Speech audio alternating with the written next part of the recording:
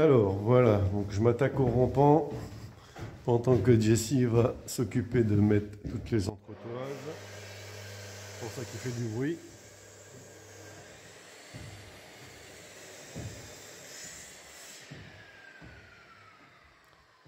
Donc là ici, on n'a pas d'HPV, donc on a une sous-toiture, mais c'est pas un HPV puisque le toit avait été fait il y a 20 ans. Donc on ne peut pas mettre l'isolant contre. Donc là, j'ai mis des suspentes. Je les ai mis à 350. Comme ça, on va mettre 300 mm d'isolant et il nous restera 50 de passage d'air entre le bois et l'isolant, puisque là, il n'y a rien de droit. Donc là, j'avais 90 d'un côté, 70 de l'autre, donc j'ai mis 3 suspentes.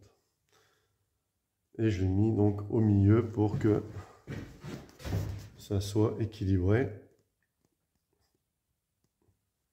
Donc là, je vais faire l'alignement.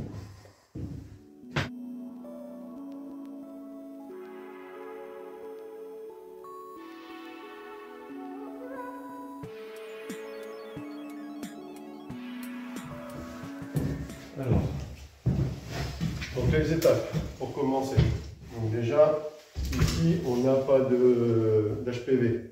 HPV, c'est une sous-toiture micro-perforée, avec des petits trous qui laissent respirer. Ouais. Donc quand tu as un HPV, donc ce qu'on fait aujourd'hui, on fait toutes les toitures neuves comme on a fait en face, tu peux mettre l'isolant contre la bâche. Là, c'est une toile, ça doit être un peu le style goudronné qu'il y avait dans le temps. Donc elle est en bon état, la toiture n'est pas vieille. Par contre, tu ne peux pas te mettre contre. Donc comme ça, en plus, ça allait avec des écarts assez grands, ça n'a pas été bien, ça n'a pas été bien, ça a été refait comme ça a été refait, quoi. Et donc du coup, ça baille un peu. Donc il faut laisser suffisamment pour pas que ça touche l'isolant. Donc là ici, moi ce que j'ai fait, c'est que j'ai mesuré ici. Donc là j'avais à peu près 22.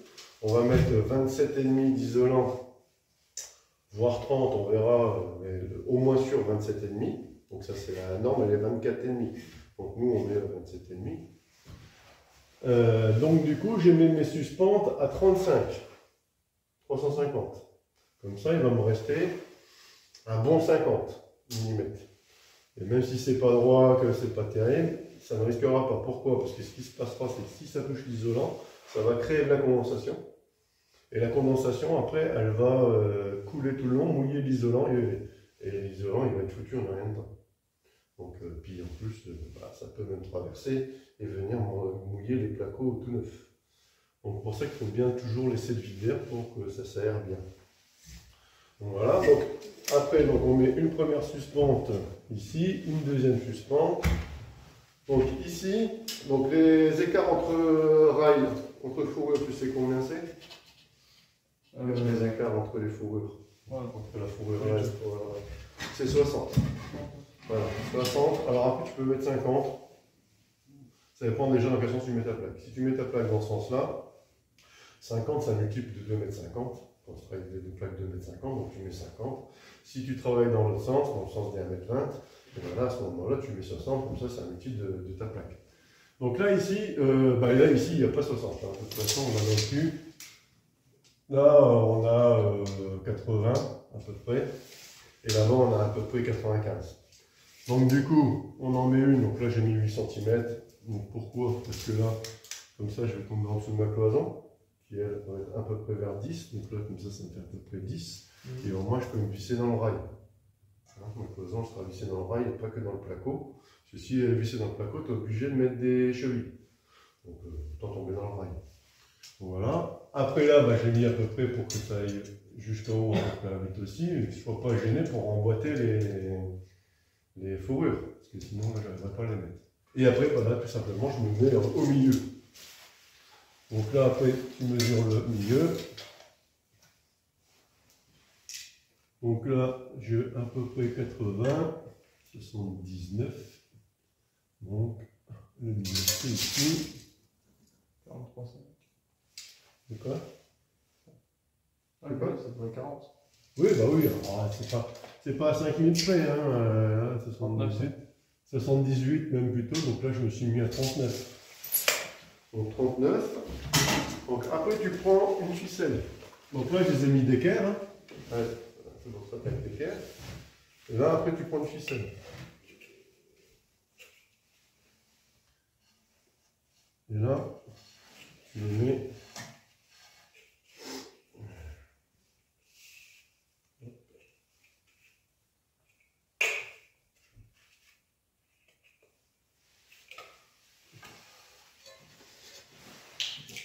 Comme ça.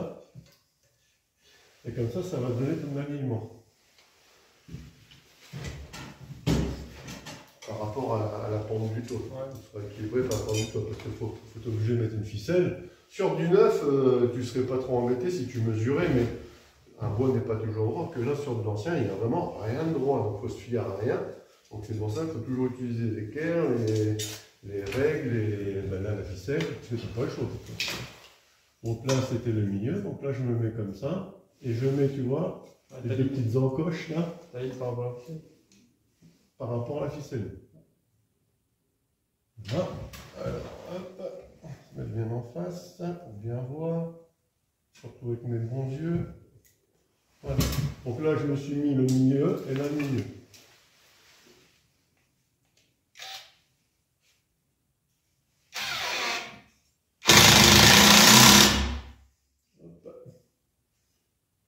Là. Là.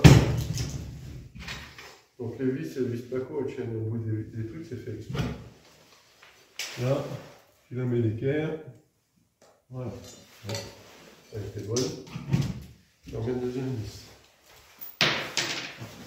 Quand je dis elle tient, elle tient, sauf que tu la claques contre le truc, bien sûr. Hop. Voilà. Donc là, on est bon.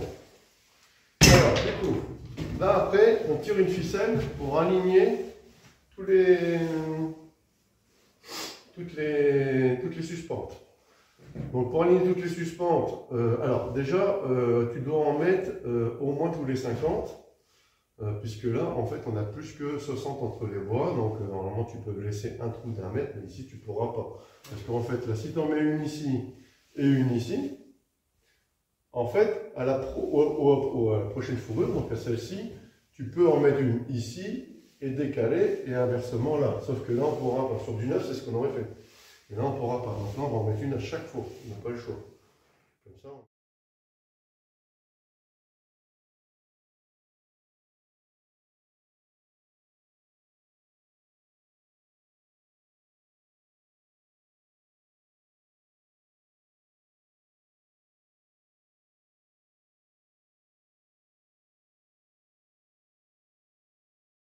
Comme ça, on aura moins de 60 à chaque fois.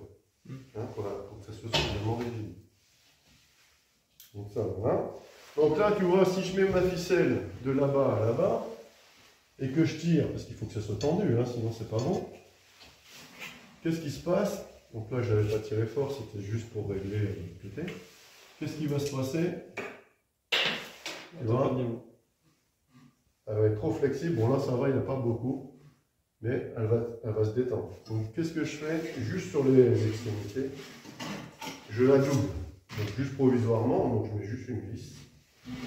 Je la double ou je la triple. Ça dépend. Là, il n'y a pas une grande longueur. Doubler, ça suffira.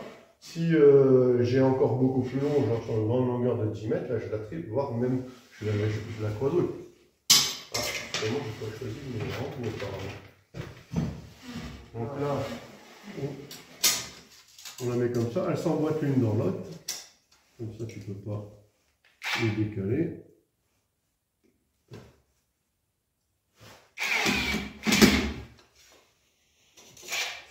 Ça devient grave les yeux. Hein. Je ne vois même plus les vis. Je suis obligé de mettre les lunettes même pour mettre une vis.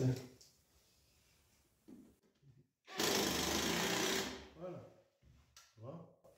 Et là, du coup, on va avoir beaucoup plus de rigidité. Et là, tu vas pouvoir bien tendre ta ficelle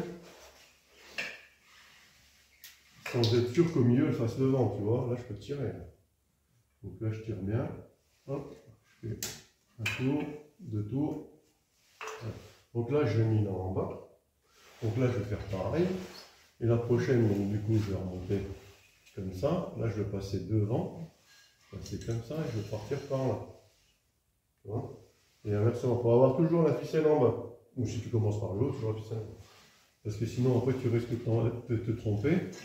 Et une fois que tu vas te retourner, que tu vas arriver là-bas, qu'est-ce que tu vas faire? Tu vas la mettre au-dessus. Et du coup, ta ligne, elle sera travers. Donc si tu mets en bas, tu mets partout en bas. Comme ça, tu es sûr de ne pas te tromper. Voilà. Et on la met là. Évidemment, elle s'est couchée. Là, je l'ai mis dans le mauvais sens. Voilà. Un tour, deux tours, pas trop proche. Tiens, tu pars avec, tiens, comme ça tu déroules. Et tu fais la même chose là-bas.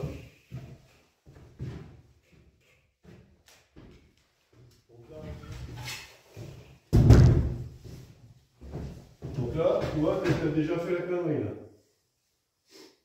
On a dit quoi? Ouais. Si on la met en bas, on la met tout en bas. Parce que là, tu peux être sûr que ton rail ne sera pas droit. Et il faut que tu tendes. Là, c'est pas tendu. Donc tu fais comme je t'ai montré tout à l'heure. Tu le mets, tu tires et tu fais le tour. Là, je suis pas bien sûr que ça soit tendu. Quand je dis tendu, il faut que ça soit tendu quand même. Tu vois? Là, c'est pas tendu, là, regarde. Et voilà, là, c'est tendu. Donc là, arrivé au bout, je prends un petit peu plus de mou. Et là, tu vois, on a fait une encoche. On met dans l'encoche pour pas qu'il se déroule à fond. Donc là, en dessous, on tire.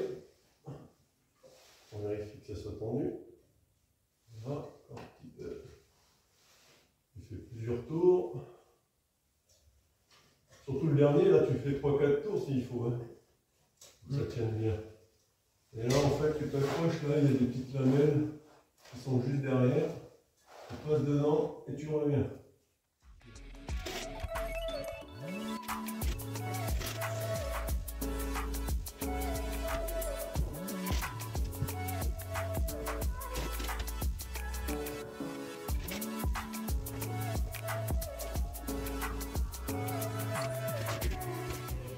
Donc là, on va mettre celle-ci, donc je t'avais dit, elle va arriver là, mais tu vois, on tombe pas très bien là. Donc comme on a un raccord, on va la décaler juste un petit peu et on va la mettre là. Avant de monter tes trucs, prépare tes vis et tout, n'oublie pas que tu es tout seul. Hein. Je te montre comme si tu es seul, après je...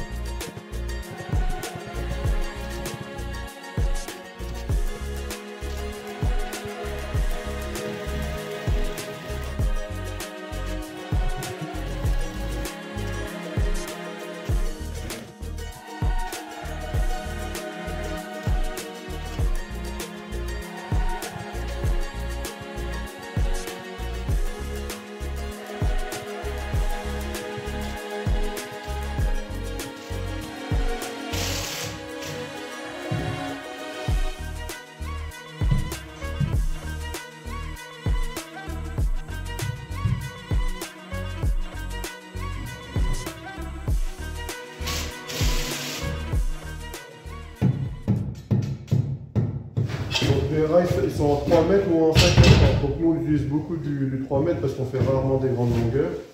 Et puis, c'est plus pratique pour les transporter. Mais sinon, tu peux les avoir en 5 mètres, ça te permet de faire des plans.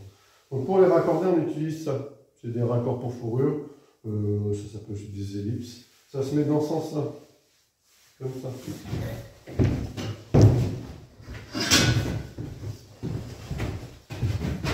Ça se met comme ça. Donc souvent, soit tu fais comme ça, ou soit tu fais comme ça. Donc au début, quand tu le mets, tu fais comme ça. Voilà.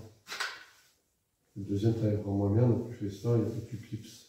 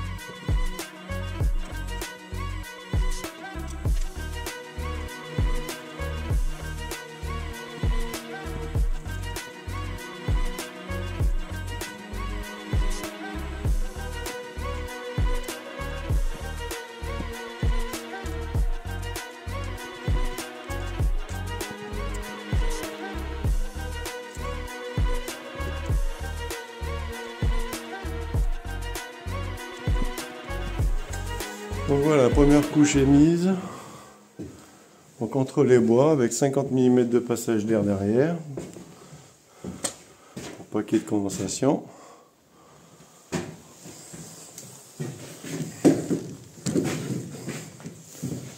Donc ce qu'on met c'est de la laine de roche. Roquemur. Donc en semi-rigide, ouais, c'est assez ferme. Comme ça se maintient bien et ça ne glisse pas entre les deux. Donc là 200 mm. Et après devant, là, comme il me reste tout juste 100 mm, on va remettre une couche de 100 mm. Donc on aura 300 mm. On aura 300 mm dans les rampants. Okay. Alors on continue l'isolation donc en laine de roche. Donc la deuxième couche, là-ci, on la met à 100 mm. Donc pourquoi on a mis 100 mm vu qu'on avait déjà mis 200 et que la norme était à 250 à peu près? Bah, tout simplement parce qu'il nous restait un espace vide de 100 mm et que c'est de la rénovation, donc on est obligé de s'adapter. On avait prévu plutôt 75, mais là il nous reste 100, je ne vais pas laisser un vide de 20. Donc du coup, là je préfère mettre de la 100, je trouve que c'est plus efficace et ça remplit bien mon jour. Et du coup comme ça, voilà, ça remplira bien les 100 mm qui restent un peu partout. Une petite particularité de ces suspentes là, vous appuyez ici, ça vous sort une petite lamelle qu'on rabat et comme ça on passe l'isolant, ça sert de pointe, ça le traverse et après on rabat pour bloquer l'isolant.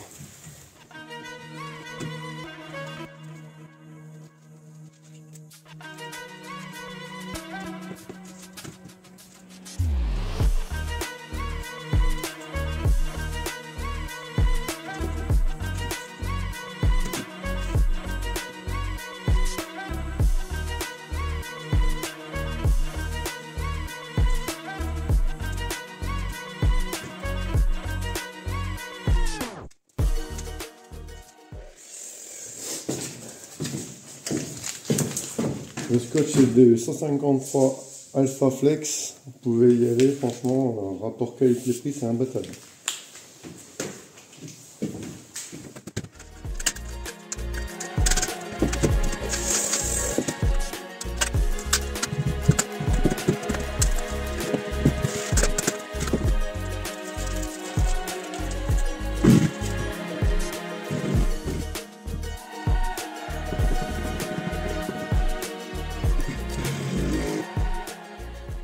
Donc voilà, il ne reste plus qu'à scotcher l'autre côté.